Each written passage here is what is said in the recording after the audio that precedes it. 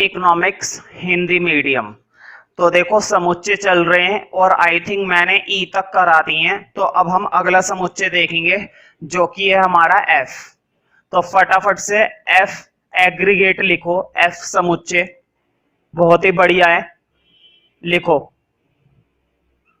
कारक लागत। तुम्हें ये बात मालूम होनी चाहिए, कारक लागत और साधन लागत एक ही बात होती है। कारक लागत को और साधन लागत को दोनों को ही क्या बोला जाता है? Factor cost. क्या बोला जाता है? Factor cost. कारक लागत पर सकल घरेलू, कारक लागत पर सकल घरेलू उत्पाद, कारक लागत पर सकल घरेलू उत्पाद। शॉर्ट फॉर्म बना दो इसकी इंग्लिश में, जीडीपी एफसी। शॉर्ट फॉर्म क्या होती है इसकी? GDP FC. तो देखो अब इसको एक्सप्लेन करना है और तुम्हें मालूम है कि मैंने किस तरह से एक्सप्लेन करना सिखाया है। अगर उस मेथड से एक्सप्लेन करोगे तो तुम हर एक समुच्चय को बिना याद करे लिख सकते हो, हर एक समुच्चय को। अब देखो कैसे।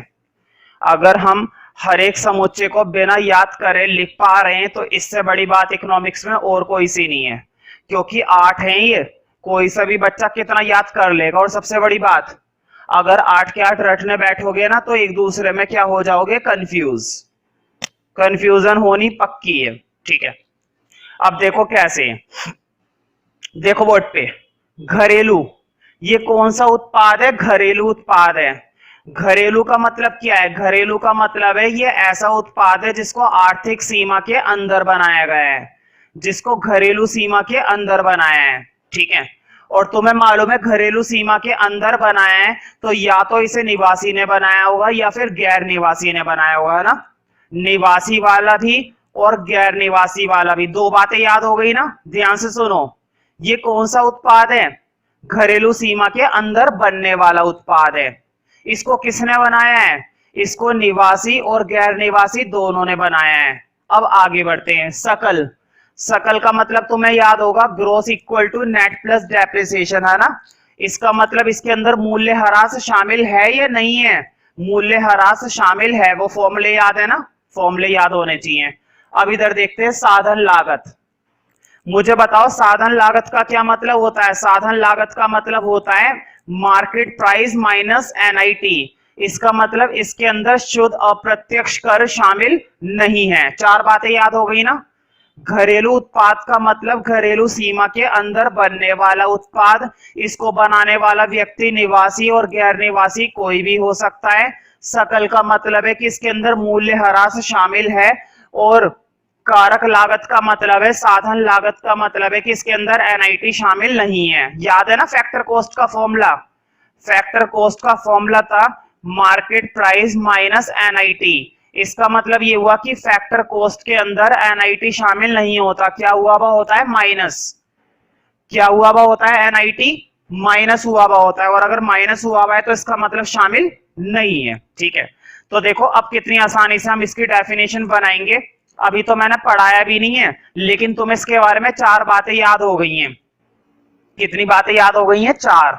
अब लिखो, एक्सप्लेन करना है। इंप्लाइज दैट का साइन लगा के नीचे से क्या करना है? एक्सप्लेन लिखो।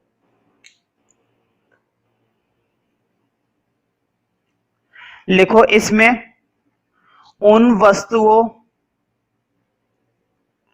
और सेवाओं, इसमें उन वस्तुओं और सेवाओं को शामिल किया जाता है जिन्हें घरेलू सीमा के अंदर बनाया गया है। समझ रहे हो ना? घरेलू सीमा के अंदर। क्यों? क्योंकि ये कौन सा उत्पाद है? घरेलू उत्पाद है। इसमें उन वस्तुओं और सेवाओं को शामिल किया जाता है जिन्हें घरेलू सीमा के अंदर, जिन्हें घरेलू सीमा के अंदर बनाया गया है। जिन्हें घरेलू सीमा के अंदर बनाया गया है, घरेलू सीमा के अंदर बनाया गया है। लिखो, इन्हें बनाने वाला सामान्य निवासी या गैर निवासी हो सकता है ना, चाहे निवासी बनाए चाहे गैर निवासी। तुम ये मत सोचना मैं बार बार सामान्य शब्द लगा देता हूं। तो देखो, निवासी या सामान्य निवासी एक ही बात है। इन्हें बनाने वाला सामान्य निवासी या गैर निवासी हो सकता है। इन्हें बनाने वाला सामान्य निवासी या गैर निवासी हो सकता है। सामान्य निवासी या गैर निवासी हो सकता है। सामान्य निवासी या गैर निवासी हो सकता है। मुझे बताओ, इसमें मूल्यह्रास शामिल होता है ना, सकल है। सकल का मतलब फॉर्मूला याद है ना, सकल का फॉर्मूला क्या होता है? शुद्ध प्लस मूल्यह्रास। तो इसमें मूल्यह्रास प्लस होता है। लिखो इसी के अंदर, लिखो जीडीपी एफसी में मूल्यह्रास को, जीडीपी एफसी में मूल्यह्रास को, जीडीपी एफसी में मूल्यह्रास को शामिल किया जाता है। जीडीपी एफसी में मूल्यह्रास को शामिल किया जाता है।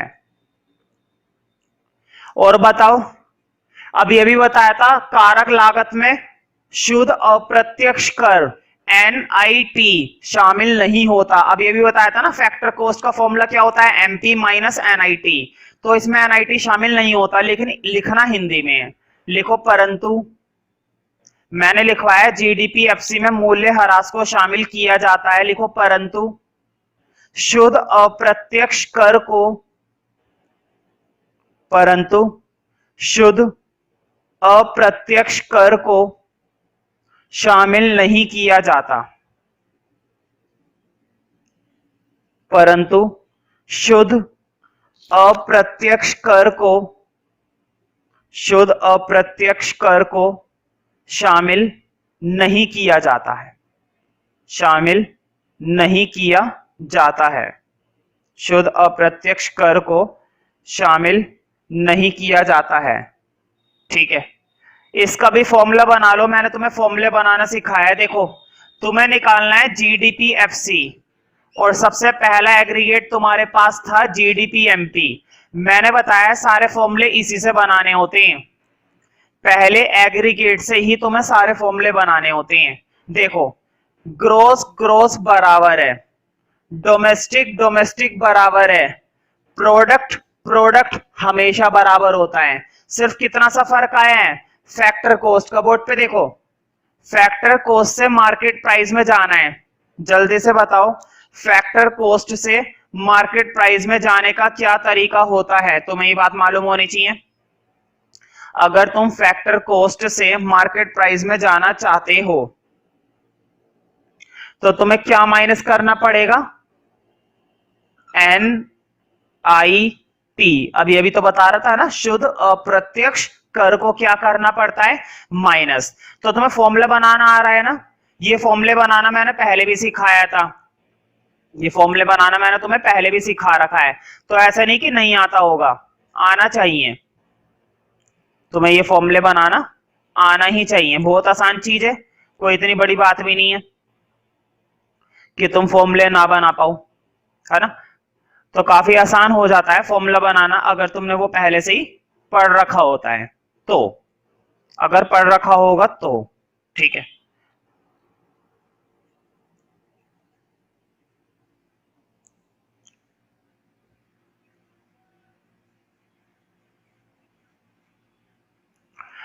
अगला एग्रीगेट लिखो, अगला समुच्चय। एफ के बाद बारी आ चुकी है किसकी? जी की। तो लिखो, कारक लागत पर शुद्ध, कारक लागत पर शुद्ध राष्ट्रीय उत्पाद, कारक लागत पर शुद्ध राष्ट्रीय उत्पाद। इस पर टिक कर लेना, क्यों टिक करवा रहा हूं बता दूंगा। इसका एक दूसरा नाम भी होता है, बोर्ड पे देखो, कारक लागत पर शुद्ध राष्ट्रीय उत्पाद का एक दूसरा नाम होता है, जो ये यूनिट चल रहा है इसी को एक नाम से और जाना जाता है, यही है हमारी राष्ट्रीय आय। क्या है ये हमारी राष्ट्रीय आय? बोर्ड पे देखो, कारक लागत पर शुद्ध राष्ट्रीय उत्पाद, शुद्ध का मतलब नेट, राष्ट्रीय का मतलब नेशनल, उत्पाद का मतलब प्रोडक्ट, और कारक लागत का मतलब एफसी, मतलब कि इसकी शॉर्ट फॉर्म क्या बन गई? एनएनपीएफसी। मैं तुमसे क्लास में कभी भी पूछ सकता हूं कि राष्ट्रीय आय का सिंबल बताओ, तो तुम्हें बताना है राष्ट्रीय आय का मतलब एनएनपीएफसी। एनएनपीएफसी किसे बोला जाता है? राष्ट्रीय आय को बोला जाता है। और ये इंपॉर्टेंट है क्योंकि आगे जो कैलकुलेशन आने वाली है, आगे जो न्यूमेरिकल आने वाले हैं इस यूनिट के अंदर, वो न्यूमेरिकल इसी के ऊपर बेस्ड आने वाले हैं, राष्ट्रीय आय के ऊपर। अभी तो थ्योरी चली जा रही है ना, अभी तो थ्योरी ही चल रही है, तो तुम्हें राष्ट्रीय आय के बेस पर जब न्यूमेरिकल करने तो तुम्हें इसी चीज की कैलकुलेशन करनी है, इसलिए ये एग्रीगेट थोड़ा सा ज्यादा इंपॉर्टेंट है, तो थोड़ा ध्यान से पढ़ना। कारक लागत पर शुद्ध राष्ट्रीय उत्पाद, अब इसकी एक्सप्लेनेशन करेंगे। देखो कितना सिंपल है, बोर्ड पे देखो, राष्ट्रीय उत्पाद का मतलब इसको किसने बनाया होगा? सामान्य निवासी ने। राष्ट्रीय उत्पाद का मतलब इसको किसने बनाया होगा? याद है ना वो डायग्राम? सारा खेल उस डायग्राम का है, सारा खेल। 8 के 8 एग्रीगेट एक तरफ, अगर वो दो डायग्राम तुम्हारे दिमाग के अंदर बने हुए, तो अगर वो दो डायग्राम तुम्हें क्लियर है तो तुम 8 के 8 एग्रीगेट बिना रिवाइज करे टेस्ट में जब मर्जी कर सकते हो। तो देखो, राष्ट्रीय उत्पाद का मतलब किसने बनाया होगा? सामान्य निवासी ने। और तुम्हें मालूम है सामान्य निवासी या तो आर्थिक सीमा के अंदर बनाएगा या फिर आर्थिक सीमा से बाहर बनाएगा। दो बातें क्लियर हो गई ना? इसमें कौन सी वस्तुओं को शामिल किया जाता है जिन्हें सामान्य निवासी ने बनाया है? इसके अंदर कौन सा उत्पाद शामिल किया जाता है? या तो वो आर्थिक सीमा के अंदर बनाया गया है या फिर आर्थिक सीमा के बाहर बनाया गया है ना? अब इधर देखो, शुद्ध, शुद्ध का मतलब क्या होता है? इसके अंदर मूल्यह्रास शामिल नहीं है। इसके अंदर उस उत्पाद की बात कर रहे हैं जिसमें मूल्यह्रास शामिल नहीं होता है, ठीक है। अब बात करते हैं कारक लागत की। कारक लागत तो अब ये भी मैंने बताया था, इसके अंदर शुद्ध अप्रत्यक्ष कर भी शामिल नहीं होता। अब ये भी फॉर्मूला बताया था ना कारक लागत का, देखो वट पे, यही तो होता है FC equal to MP minus NIT। इसका मतलब ये हुआ कि इसके अंदर भी शुद्ध अप्रत्यक्ष कर शामिल नहीं होता है, इसके अंदर भी शुद्ध अप्रत्यक्ष कर हमारा शामिल नहीं हो पाता है, ठीक है। तो अब इसको एक्सप्लेन करेंगे। लिखो, एक लेखा वर्ष के दौरान, लेखा वर्ष का मतलब होता है अकाउंटिंग ईयर, 1 जनवरी से 31 दिसंबर या फिर 1 अप्रैल से 31 मार्च, समझ रहे हो ना? तो लिखो, बोर्ड पे लिखा हुआ है एक लेखा वर्ष, वर्ष मत लिखना, लेखा जरूर लिखना है साथ में। एक लेखा वर्ष के दौरान किसी देश की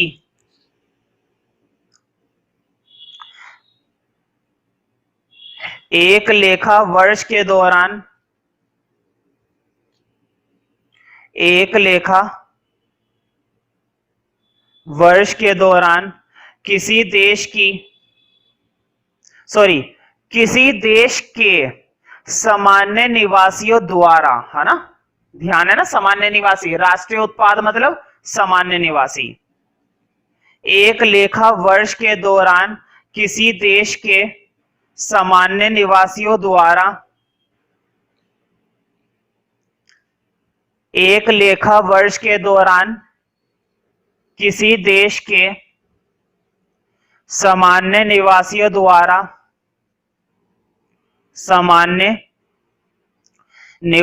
द्वारा उत्पादित की गई उत्पादित की गई वस्तुएं या सेवाएं सामान्य निवासियों द्वारा उत्पादित की गई सामान्य निवासियों द्वारा उत्पादित की गई वस्तुएं और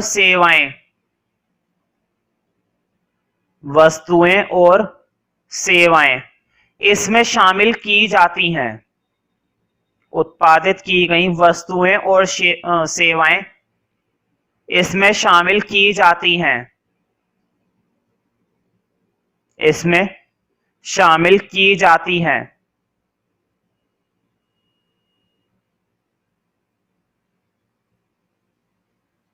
इसमें शामिल की जाती हैं। ठीक है, तो ये हमारा कौन सा उत्पाद है? राष्ट्रीय उत्पाद, नेशनल प्रोडक्ट है ये हमारा। तुम्हें एक फॉर्मूला और याद होगा नेशनल का, याद है?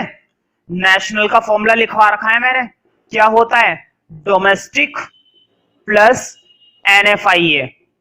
तो बताओ, नेशनल के फॉर्मूले से तुम्हें एक बात पता चल गई कि इसके अंदर एक चीज और शामिल होती है, और वो क्या होती है?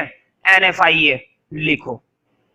लिखो इसमें NFIA, ऐसे लिख लो शॉर्ट में, कोई दिक्कत नहीं है। टेस्ट में भी लिख सकते हो, पेपर में भी लिख सकते हो। लिखो इसमें NFIA,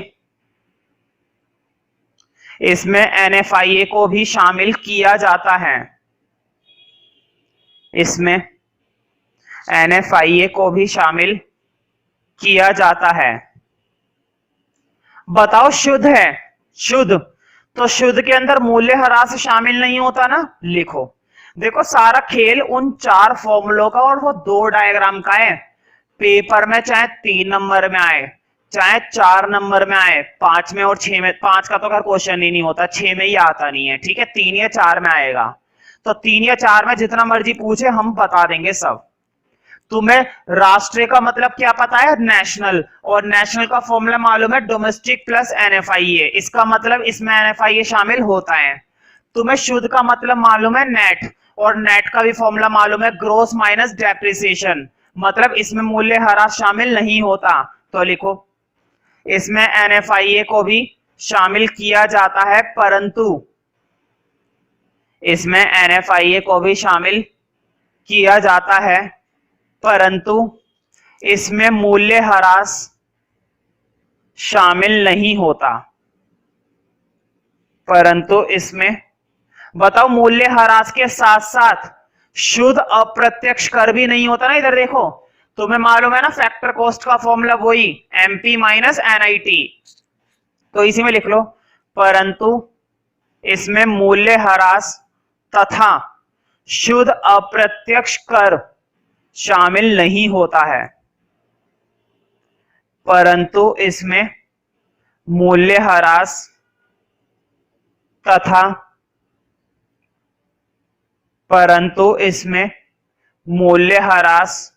तथा शुद्ध अप्रत्यक्ष कर शामिल नहीं होता है। शुद्ध अप्रत्यक्ष कर शामिल नहीं होता है। शुद्ध अप्रत्यक्ष कर शामिल नहीं होता है।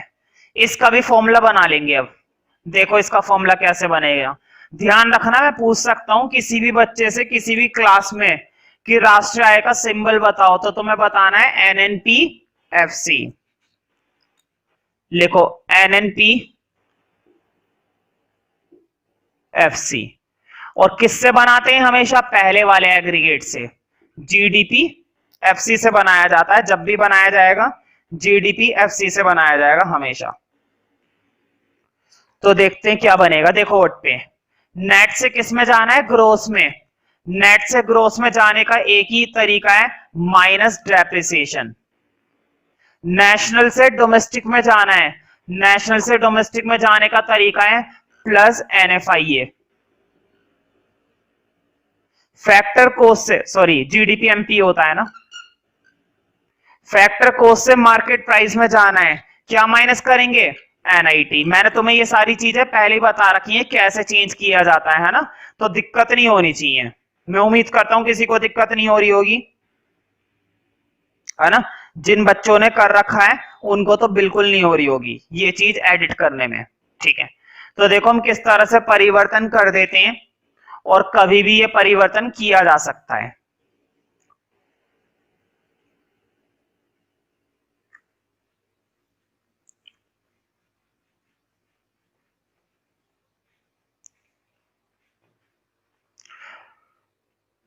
तो देखो अब एक आखिरी समुच्चय बचा है। आखिरी समुच्चय से पहले तुम्हें एक डिफरेंस लिखना है। डिफरेंस बीच में मैं इसलिए लिखवा रहा हूं क्योंकि कई बार पेपर में वो डिफरेंस आ चुका है ना, टिक कर लेना। अंतर लिखना है, लिखो, हेडिंग डाल दो, एक अगला हेडिंग। मुझे मालूम है एक समुच्चय बचा हुआ है, करा दूंगा, पहले एक छोटा सा अंतर लिख लो। 3 या 4 पॉइंटों का अंतर लिखना है। मैंने तुम्हें पहले ही बताया था ये जो 8 के 8 एग्रीगेट मैंने पढ़ाए, इन 8 एग्रीगेट पर अंतर आ सकते हैं। जीडीपी एमपी जीडीपी एफसी में अंतर बताइए, जीएनपी एमपी जीडीपी एफसी में अंतर बताइए, एनडीपी एमपी एनएनपी एफसी में अंतर बताइए। किसी भी दो को वो लेंगे और अंतर पूछेंगे। अब तुम सोचो एग्रीगेट कितने हैं, 8। एग्रीगेट कितने हैं, 8। एक कम कर दो, 7। कितने अंतर बन सकते हैं, 56। कितने डिफरेंसेस बन सकते हैं, 56। अगर रटने की हिम्मत है तो रट लो, मेरा तो कुछ नहीं जा रहा। और अगर समझने की हिम्मत है तो समझ लो। समझना क्या, समझ चुके हैं। बताओ हर एक एग्रीगेट को तुम फॉर्मूले से बनाना आया है या नहीं आया है। देखो बोर्ड पे कितना छोटा सा इंट्रोडक्शन दूंगा। देखो मान लो ये लिखा हुआ है जीडीपी एमपी, बहुत ही सिंपल। बोर्ड पे देखो, क्या तुम्हें ग्रोथ का मतलब ये नहीं मालूम है कि इसके अंदर मूल्यह्रास शामिल होता है। क्या तुम्हें डोमेस्टिक का मतलब ये मालूम नहीं है कि इसको घरेलू सीमा में बनाया गया है। एमपी का मतलब ये मालूम नहीं है कि इसके अंदर शुद्ध अप्रत्यक्ष कर शामिल होता है। 4 डिफरेंस तो यूं निकल आएंगे बस। 3 नंबर में आएगा अंतर या 4 नंबर में आएगा। तो मैं पहले ही कह रहा हूं, अगर वाक्य में तुम्हें अपने ऊपर भरोसा है रटने का तो रटना चाहते हो तो रट लो। मैं लिख कर दे दूंगा, लिस्ट बनाकर दे दूंगा 57 डिफरेंसेस की, 57 56। रट लेना 2-4 दिन में, लेकिन वो 2-4 दिन में भूल जाओगे फिर, है ना।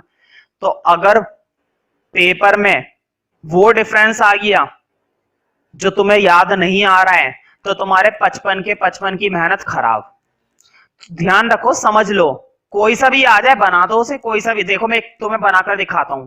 मैं पूरे थ्योरी के अंदर तुम्हें 2-4 ही डिफरेंस बनाकर दिखाऊंगा, क्योंकि अगर तुम्हें आना होगा ना बनाना तो तुम्हें 2-4 से ही आ जाएगा। और अगर तुम्हें बनाना आता ही नहीं है और बनाना सीख ही नहीं पा रहे हो तो तुम्हें मैं 56 भी बनाकर दिखाऊंगा ना तो भी नहीं आएगा।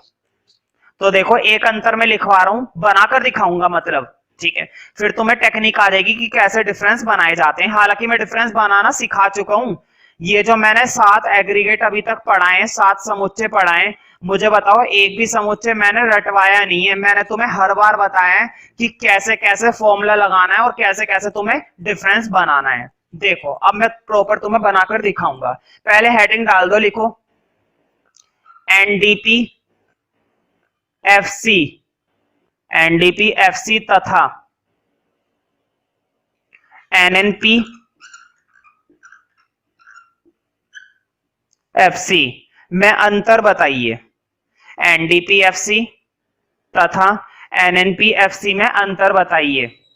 देखो बोर्ड पे ये क्या लिखा हुआ है, कारक लागत पर शुद्ध घरेलू उत्पाद। ये क्या लिखा हुआ है, कारक लागत पर शुद्ध राष्ट्रीय उत्पाद। ये राष्ट्रीय उत्पाद है, ये घरेलू उत्पाद है ना। हाँ टेबल बना देना भाई, टेबल बनाकर करेंगे।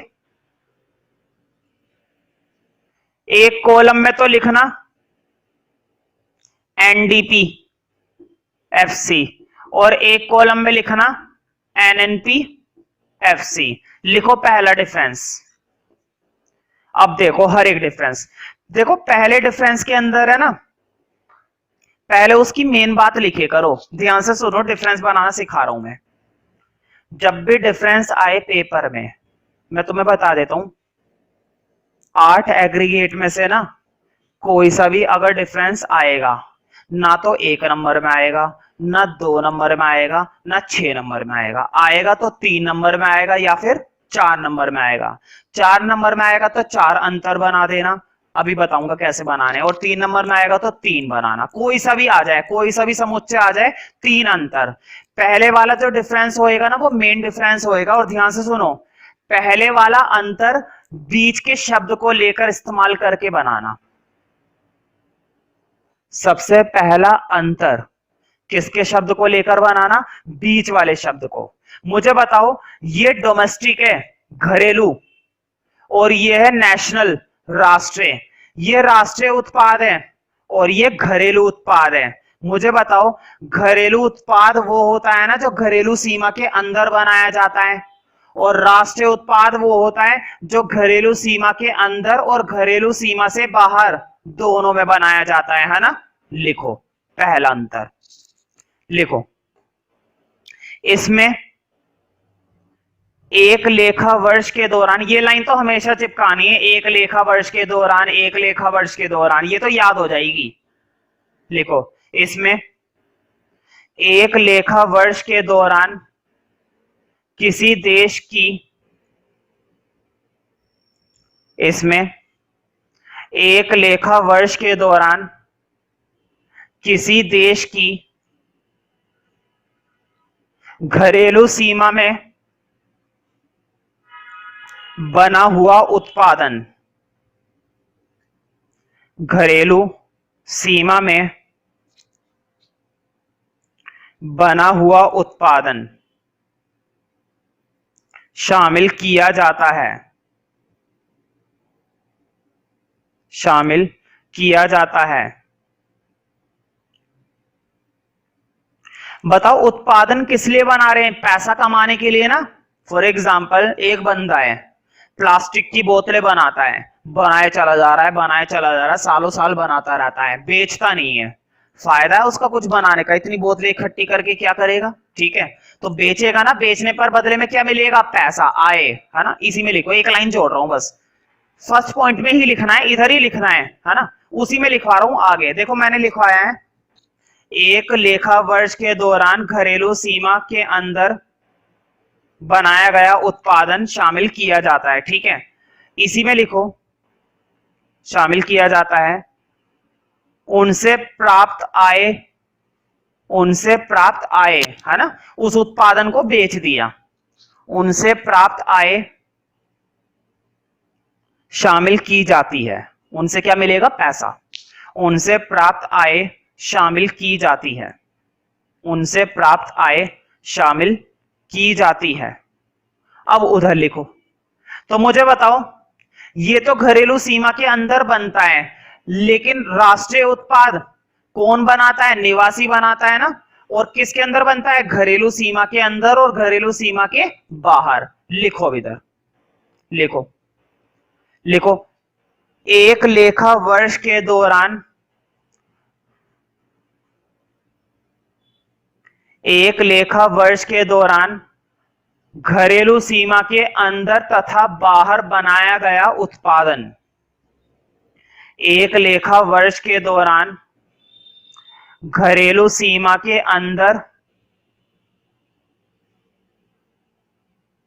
एक लेखा वर्ष के दौरान घरेलू सीमा के अंदर तथा बाहर बनाया गया उत्पादन इसमें शामिल किया जाता है, इसमें शामिल किया जाता है।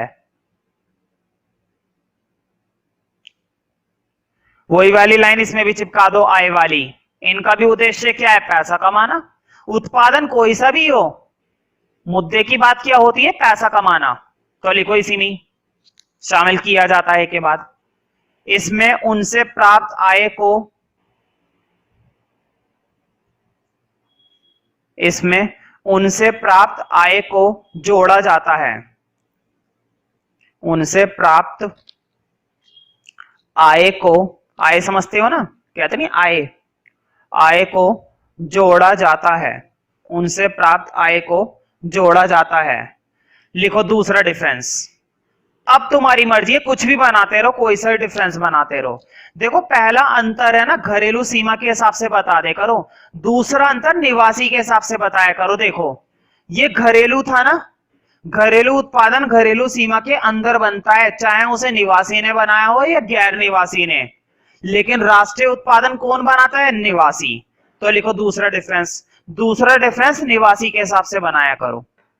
लिखो दूसरा अंतर।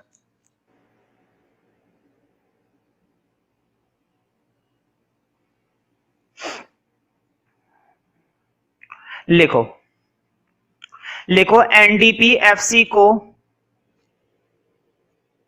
बनाने वाला निवासी या गैर निवासी हो सकता है। एनडीपीएफसी को बनाने वाला निवासी या गैर निवासी हो सकता है ना? इसको निवासी भी बना सकता है या गैर निवासी भी। एनडीपीएफसी को बनाने वाला निवासी या गैर निवासी हो सकता है, ठीक है। अब उधर लिखो, यहां पर कौन होता है? सिर्फ निवासी, गैर निवासी नहीं। तो लिखो एनएनपीएफसी को बनाने वाला सामान्य निवासी होता है। एनएनपीएफसी को बनाने वाला सामान्य निवासी होता है, सामान्य निवासी होता है, ठीक है। अब लिखो नंबर 3, बताओ तीसरा डिफरेंस। नेट, ये भी नेट है और ये भी नेट है, बताओ अंतर बन पाएगा? ये भी शुद्ध, ये भी शुद्ध, अंतर तो बन नहीं पाएगा, इसको नहीं बना सकते भाई। सीधी बात है, अंतर उसे कहते हैं भेद। इसमें और उसमें क्या डिफरेंस है भाई? अंतर का मतलब क्या होता है? डिफरेंस। ये भी नेट वैल्यू है और ये भी नेट वैल्यू है, इसका अंतर मत बना देना कभी। यही लिख दो कि ये इसमें भी मूल्य ह्रास शामिल नहीं होता, उसमें भी मूल्य ह्रास शामिल नहीं होता, ये कोई अंतर है? ये तो सिमिलैरिटी है, ठीक है। कुछ और देखते हैं, कोई बात नहीं। देखो जरा इधर, फैक्टर कॉस्ट, ये भी साधन लागत और ये भी साधन लागत, ये कोई अंतर है? ये भी अंतर नहीं है। ये मत कह देना इसमें भी शुद्ध अप्रत्यक्ष कर शामिल नहीं होता, इसमें भी शुद्ध अप्रत्यक्ष कर शामिल नहीं होता, ये कोई अंतर नहीं है, ये सिमिलैरिटी है, ठीक है। कोई बात नहीं, इसे भी हटाओ। देखो मैं तुम्हें टेक्निक सिखा रहा हूं। अब ये मत सोचना कि सर इसमें तो 4 अंतर बन ही नहीं पाए, और अगर 4 नंबर में आ गया तो हम कैसे लिखेंगे? तो ध्यान से सुनो, टीचर कोई बेवकूफ नहीं है, वो ऐसा ही देगा जिसमें 2 अंतर या 3 अंतर या 4 बन पाए। 4 नंबर में देगा तो ऐसा देगा जिसमें 4 बन सकते हैं, 2 तो 2 में देगा तो ऐसा देगा जिसमें 2 बन सके। लेकिन मैं एक बात तो शर्त के साथ कह सकता हूं, हर एक में 3 तो बनेंगे ही बनेंगे, 3 जरूर बनेंगे। अब देखो मुद्दे की बात ये कि इसमें तीसरा कैसे बना है, बोर्ड पे देखो। ये क्या है? डोमेस्टिक, और ये क्या है? नेशनल। तुम्हें याद होगा नेशनल का फॉर्मूला मैंने बता रखा है, डोमेस्टिक प्लस एनएफआईए, याद है?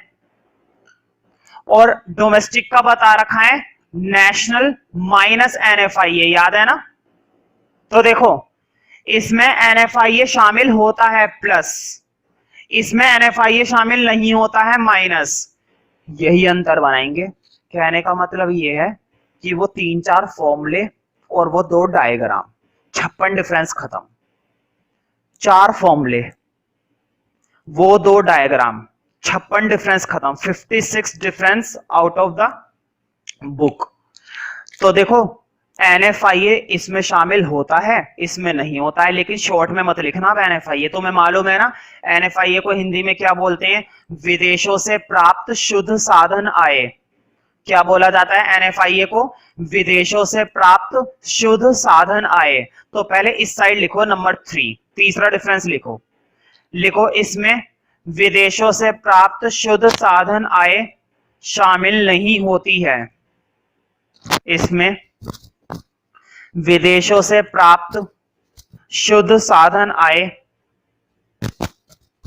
विदेशों से प्राप्त शुद्ध साधन आय शामिल नहीं होती है, और वहां पर होती है। तो लिखो इसमें विदेशों से प्राप्त शुद्ध साधन आय शामिल होती है, इसमें विदेशों से प्राप्त शुद्ध साधन आय शामिल होती है।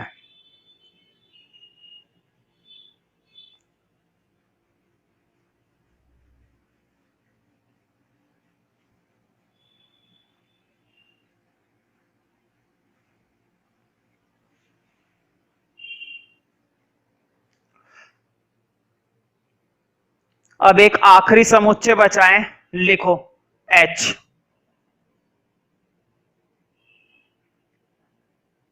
कारक लागत पर, कारक लागत पर सकल, मैं थोड़ा नीचे लिख रहा हूं, राष्ट्रीय कारक लागत पर, कारक लागत पर सकल राष्ट्रीय उत्पाद। शॉर्ट बना दो भाई। देखो, सकल राष्ट्रीय उत्पाद, सकल मतलब ग्रोस, ग्रोस मतलब जी, राष्ट्रीय मतलब नेशनल, नेशनल मतलब एन, उत्पाद मतलब प्रोडक्ट, प्रोडक्ट मतलब पी, और कारक लागत मतलब factor cost FC, GNP FC. फिर से वही तरीका है हमारा, इसको भी एक्सप्लेन करेंगे अपने उसी मेथड से। देखो जरा, राष्ट्रीय उत्पाद है ना, इसका मतलब सामान्य निवासी ने बनाया है, चाहे वो सीमा के अंदर बनाए चाहे वो सीमा के बाहर बनाए, ठीक है। सकल है मतलब कि इसके अंदर मूल्यह्रास शामिल है। फैक्टर कॉस्ट है, इसका मतलब इसके अंदर शुद्ध अप्रत्यक्ष कर शामिल नहीं है। बताओ, चार बातें तो मैं तुम्हें हर बार याद दिला रहा हूं, चार बातें, ताकि तुम अगर अंतर आ जाए ना पेपर में 4 नंबर में, तो तुम वो 4 अंतर यूं ही कर सको बिना प्रैक्टिस करे। क्योंकि अगर तुमने 8 एग्रीगेट पढ़ रखे, उन 8 को तुम्हें समझ में आ रहा है, तो तुम अंतर भी बना सकते हो, ठीक है। तो लिखो, लिखो एक लेखा वर्ष के दौरान, इंप्लाइज दैट का साइन लगा के लिखो नीचे, एक्सप्लेन। एक लेखा वर्ष के दौरान, बताओ राष्ट्रीय है ना ये उत्पाद, इसका मतलब सामान्य निवासी ने बनाया है। एक लेखा वर्ष के दौरान देश के सामान्य निवासियों द्वारा,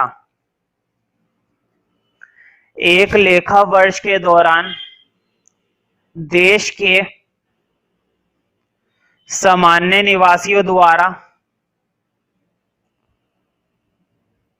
किए गए उत्पादन से,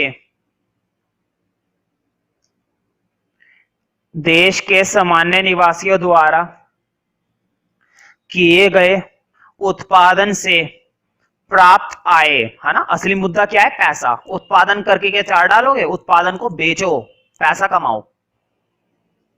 देश के सामान्य निवासियों द्वारा किए गए उत्पादन से प्राप्त आय, किए गए उत्पादन से प्राप्त आय इसमें शामिल की जाती है, प्राप्त आय इसमें शामिल की जाती है। तो बताओ, चाहे इसको सीमा में बनाओ चाहे सीमा से बाहर, है ना, राष्ट्रीय उत्पाद है क्योंकि ये, तो लिख लो इसे। ये उत्पादन घरेलू सीमा के अंदर या बाहर हो सकता है, यह उत्पादन घरेलू सीमा के अंदर या बाहर हो सकता है, यह उत्पादन घरेलू सीमा के अंदर या बाहर हो सकता है। अब बताओ सकल, सकल का मतलब क्या होता है, ग्रोस, और ग्रोस का फॉर्मूला तुम्हें याद होगा, नेट प्लस डेप्रिसिएशन, है ना, मतलब कि इसके अंदर डेप्रिसिएशन शामिल होता है, मतलब कि मूल्यह्रास। तो लिखो इसी के अंदर, लिखो इसमें मूल्यह्रास को शामिल किया जाता है। लेकिन क्या शुद्ध अप्रत्यक्ष कर को शामिल किया जाता है, नहीं। क्यों, क्योंकि फैक्टर कॉस्ट का फॉर्मूला याद है ना, एमपी माइनस एनआईटी, तो एनआईटी शामिल नहीं होता। तो लिखो इसी में, इसमें मूल्यह्रास को शामिल किया जाता है, परंतु इसमें मूल्यह्रास को शामिल किया जाता है परंतु शुद्ध अप्रत्यक्ष कर को नहीं। शुद्ध अप्रत्यक्ष कर मतलब एनआईटी, नेट इनडायरेक्ट टैक्स, परंतु शुद्ध अप्रत्यक्ष कर को नहीं। तो इसमें तुम शुद्ध अप्रत्यक्ष कर को शामिल नहीं करते हो, लेकिन हाँ मूल्यह्रास को शामिल किया जाता है। अच्छा लगे तो लाइक करो, नहीं अच्छा लगे तो फिर भी लाइक कर दो भाई यार, एक लाइक करने में क्या